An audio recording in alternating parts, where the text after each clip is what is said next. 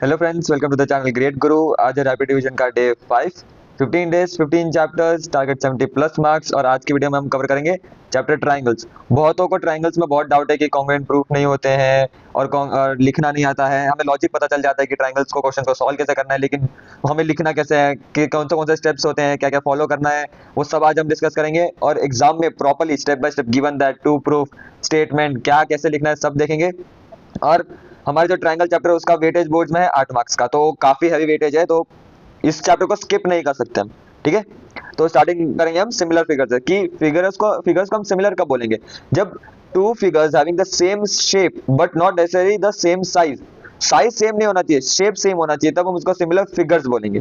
ठीक है, फिर all congruent figures are similar but all similar figures are not congruent. ठीक है, कि सारे कॉन्ग्रुएंट फिगर्स सिमिलर है but all similar figures are not congruent. ठीक है, अब any two triangles are similar if, कोई दो ट्राइंगल सिमिलर कब होंगे? जब उसके करस्पॉन्डिंग एंगल्स इक्वल होंगे या करस्पॉन्डिंग साइड्स इक्वल होंगे। जैसे दो ट्राइंगल है, ठीक है, A B C P Q R, जब angle A is equal to angle P, angle B is equal to angle Q, angle C is equal to angle R, तब ये दोनों ट्राइंगल कॉन्ग्रुएंट प्रूव होंगे। ठीक है, या फिर जैसे फिर से दो ट्राइंगल ले लेते हैं, A B C, triangle P Q R, A B upon P Q is equal to A C upon P R and B C upon Q R, ये तीनों के तीनों साइड्स इक्वल होंगे तब कॉन्ग्रुएंट प्रूफ होगा। ठीक है, मतलब तब हम उसको कहेंगे कि वो दोनों ट्राइंगल सिमिलर है।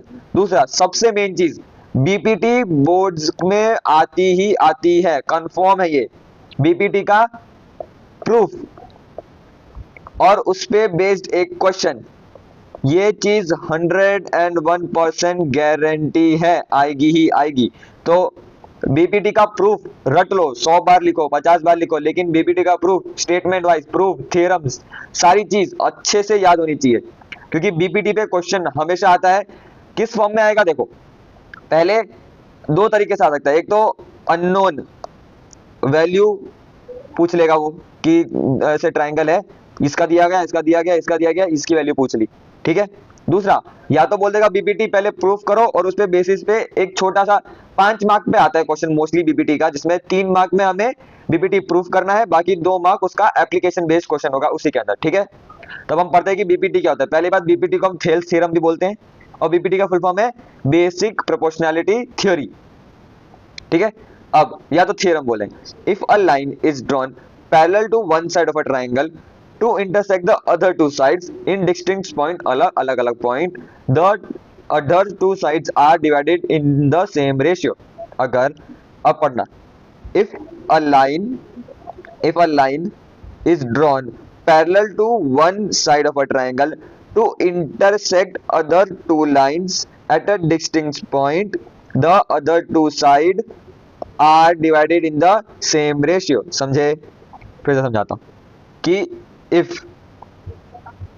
अ लाइन, एक लाइन ड्रॉ की हमने डी, जो पैरेलल है दूसरे लाइन के, जो इंटरसेक्ट करती है दो अलग अलग लाइन को, अलग अलग साइड को, दो डिस्टिंक्ट पॉइंट पे, तो जो दो अदर साइड है वो डिवाइड होगी इक्वल रेशियो में। समझ गए?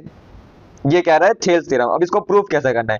पहले ट्राइंगल चैप्टर में अगर कोई क्वेश्चन समझ में ना आए तो छोड़ के नहीं आना है। बोर्ड्स में कोई भी क्वेश्चन हो, किसी भी चैप्टर का हो, कोई भी कंसेप्ट पे हो, छोड़ के नहीं आना है। या तुम गिवन लिख दो, गिवन टू प्रूफ, या कुछ ना कुछ उससे रिलेटेड जो तुम्हें क्वेश्चन समझ में आ रहा है। अगर x की वैल्यू भी गिवन है ना, तो x equal to this, y equal to this, और फॉर्मूला भी पता है तो कौन सा फॉर्मूला लगाना है वो लिख के आ जाना, हाफ या 1 मार्क्स गारंटी मिल जाएंगे। तो कोई भी क्वेश्चन छोड़ के नहीं आना है। ठीक है, अब सेकंड, इसमें क्या गिवन है? Given ABC, ABC is a triangle, ABC हमारा एक ट्राइंगल है जिसमें DE is parallel to BC, DE is parallel to BC।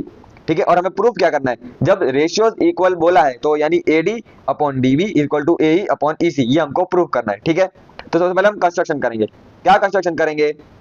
हम कंस्ट्रक्ट करेंगे EM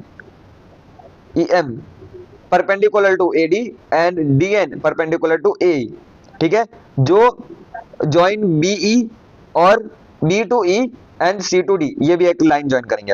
अब प्रूफ करने के लिए इन ट्राइंगल ADE, मैं यहां पर एक ट्राइंगल ड्रॉ कर लेता हूं। ठीक है, ऐसे ABCDENM, ठीक है। तो अब triangle ADE and triangle BDE, ADE BDE, ठीक है, इसमें कॉमन DE हो जाएगा, ठीक है। अब हमें इसका एरिया निकालना है, area of triangle ADE and area of triangle BDE। Half AD into EM, half base into height formula होता है ना ट्राइंगल का, हाफ बेस इंटू हाइट, ये एरिया का फॉर्मूला होता है, ठीक है। तो half AD into EM upon half DB upon EM। जब हम EM कट जाएगा, हाफ हाफ कट जाएगा, तो हमें मिला DB AD upon DB। Same to same हम दूसरा ट्राइंगल लेंगे, triangle ADE and triangle CDE, इसका भी एरिया निकालेंगे तो DN हाफ हाफ कट जाएगा, बचेगा AE अपॉन EC। इसको हम नंबर 2 दे देंगे, इसको नंबर 1। अब जब हमने कहा कि DE is parallel to BC, कहा ना हमने DE is parallel to BC, ये हमने गिवन लिखा है, तो इस समय क्या मिलेगा, area of triangle BDE is equal to triangle CDE, BDE triangle CDE, as on the same base and between the same parallel sides are equal in area. तो फ्रॉम 1 2 एंड 3 हम ये बता सकते हैं कि AD upon DB is equal to AE upon EC, ठीक है। ये प्रूफ ऐसे ही स्टेप बाय स्टेप लिखना है एग्जाम में, कोई भी स्टेप मिस नहीं होगा। ये सारी थियोरी, ये सारे लाइंस लिखना कंपलसरी है, ठीक है। ये सारे नंबरिंग, ये प्रॉपर, ये कौन से ट्राइंगल में बेस करता है, यहाँ पर बाजू में फॉर्मूला भी लिख देना, हाफ B इंटू H, ठीक है। जितना मेंशन करोगे उतना ज्यादा बेटर है, ठीक है। दूसरा जो मेन है वो है criteria for similarity of triangles, कि हम किसी भी ट्राइंगल को सिमिलैरिटी और सिमिलैरिटी कब कौन से क्राइटेरिया से लिखते हैं। पहले अगर तीनों एंगल इक्वल है, हमें दो ट्राइंगल में 3 एंगल मिल जाते हैं इक्वल, तो हम उसको ए सिमिलैरिटी कॉन्ग्रुएंट प्रूफ बोल देते हैं। दूसरा, अगर हमें 2 एंगल भी मिल जाते हैं तो भी हम उसको सिमिलर बोल देते हैं। अगर हमें 3 साइड्स इक्वल मिल जाती है, सेम मिल जाती है, तो भी हम सिमिलर बोल देते हैं। या हमको 2 साइड और 1 एंगल मिल जाता है तो भी हम उसको सिमिलर बोल देते हैं, ठीक है। इसमें फोकस पॉइंट क्या है, सुनो। If a line divides any 2 sides of a triangle in the same ratio, then the line is parallel to the third side. इसको हम कन्वर्स ऑफ बीपी बोलते हैं, बीपीटी। बीपीटी क्या कहता था कि अगर एक ट्राइंगल है और बीच वाली लाइन तीसरे लाइन से पैरेलल है तो ये रेशियो सेम होंगे, सुनना वापस, ठीक है। अगर एक लाइन ट्राइंगल के थर्ड साइड से पैरेलल है तो इन दोनों बाजू के साइड्स का रेशियो इक्वल होगा। कन्वर्स ऑफ बीपीटी क्या बोलता है कि अगर रेशियो सेम है तो ये वाली लाइन इस वाली लाइन से पैरेलल होगी। अगर मैं A B C D और E बोल देता हूं और बोलता हूं कि अगर रेशियो सेम है कि AD upon DB is equal to AE upon EC है तो DE और BC पैरेलल होंगे, समझ गए। फिर से कन्वर्स ऑफ बीपीटी क्या बोल रहा है कि अगर A B C D और E कि अगर AD upon DB is equal to AE upon EC है तो ही DE और BC पैरेलल होंगे, समझ गए। अब हम फटाफट के, क्योंकि ट्राइंगल्स में मेनली बीपीटी है, बाकी जो भी टेक्स्ट बुक क्वेश्चन है वो तुम्हें सॉल्व करने हैं, टेक्स्ट बुक वाले सॉल्व करने हैं। PYQs जो मैं अभी कराने वाला हूं वो तुम्हें सॉल्व करने हैं। वापिस वीडियो खत्म होने के बाद वापिस सारे क्वेश्चन सॉल्व करना है, कौन से, टेक्स्ट बुक की सारी एक्सरसाइज, फिर सॉल्व एग्जाम्पल्स। अभी टाइम कम है तो ये कर लेना कि सॉल्व एग्जाम्पल से बहुत ज्यादा ही क्वेश्चन आते हैं।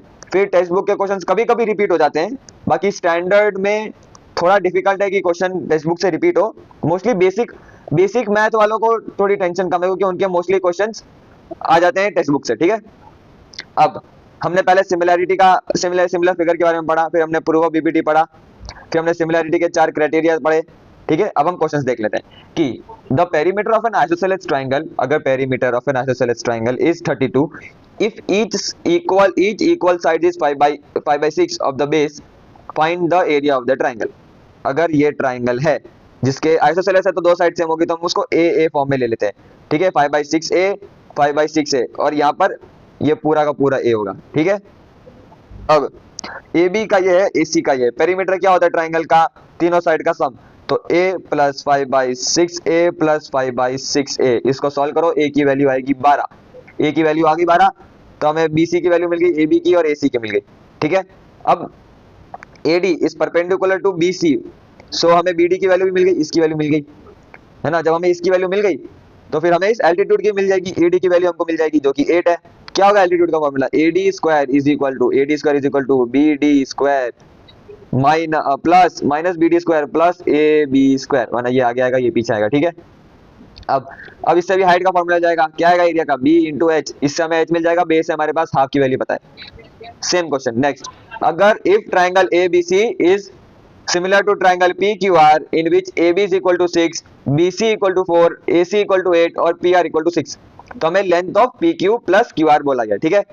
तो जब ये कॉन्ग्रुएंट पहले को सिमिलर बोल ही दिया है तो हमें पता है AB upon PQ is equal to BC upon QR is equal to AC upon PR, ठीक है। वैल्यूज हमारे पास सबकी है, वैल्यू पुट करो तुम्हें PQ प्लस QR की वैल्यू मिल जाएगी, समझ गए। सेकंड, ये सारे 2 मार्कर क्वेश्चन है, ठीक है। ट्राइंगल से mostly 2 marker question, 3 marker question और 5 मार्कर क्वेश्चन आएंगे, ठीक है। ये तीनों के तीनों एमसीक्यूज इससे थोड़े कम चांसेस है, ट्राइंगल से एमसीक्यूज थोड़े कम आते हैं, लेकिन हाँ 2 मार्कर और 3 मार्कर गारंटी आते हैं। ऐसा कुछ क्वेश्चन तुमने अपने उसमें भी देखा होगा, एनसीईआरटी में भी क्वेश्चन है, ठीक है। तो क्वेश्चन रीड करो, क्या बोल रहा है, sides AB and BC and median AD of a triangle ABC are respectively proportional to side PQ QR and median PM of triangle PQR, show that triangle ABC is congruent to triangle PQR। पहले given लिखो, diagram draw करो, उससे क्या क्या समझ में आ रहा है। मीडियन है तो हाफ ऑफ BC हो जाएगा, हाफ ऑफ QR हो जाएगा, जो कि इक्वल होगा AD अपॉन PM के। इसको फिर हमें लिखना है कि अब हमें ये साइड मिल गई, ये साइड मिल गई, और फिर ये तो हमने ऐसे से बता दिया। जब हमने ये बताया तो जब हमने बोल दिया कि triangle ABD is congruent to triangle PQM, तो angle B is equal to angle Q। Now in triangle ABC and triangle PQR AB upon PQ is equal to BC upon QR given है, तो angle B और angle Q equal होगा, हमने ऊपर भी prove किया। तो from criteria SAS triangle ABC is congruent to triangle PQR, समझ गए। अब ये वाला क्वेश्चन मैं एज अ होमवर्क दे रहा हूँ, ठीक है, ट्राई करना सॉल्व करने का, नहीं हुआ तो कोई बात नहीं, और ये उसका सोल्यूशन है, ठीक है, देख लो, ये उसका पूरा सोल्यूशन है, ट्राई करना खुद से करो। अब ये वाला क्वेश्चन बोलो, in adjoining figure triangle CAB is a right angle triangle at right angle at A, फिर AD is perpendicular to BC, prove that triangle ADB is congruent to triangle CDA, further if BC is equal to 10 and CD equal to 2 cm, find the length AD, ठीक है। अब पहले तो दोनों triangle को A से congruent prove करो, इस वाले ट्राइंगल को, इस वाले ट्राइंगल को, फिर AD upon CD is equal to BD upon AD, ठीक है। इससे हमें AD की वैल्यू मिल जाएगी, समझ गए। यहाँ पर 2 मार्कर और 3 मार्कर क्वेश्चन खत्म होते हैं, अब MCQs है, ठीक है। MCQs में मोस्टली तो BPT वाला ही आएगा, ठीक है। जहां पर भी BPT तुम्हें लगता है कि यहाँ BPT लिख रहा है, बाजू में BPT, या तो BPT का पूरा थ्योरम लिख डालो, ठीक है।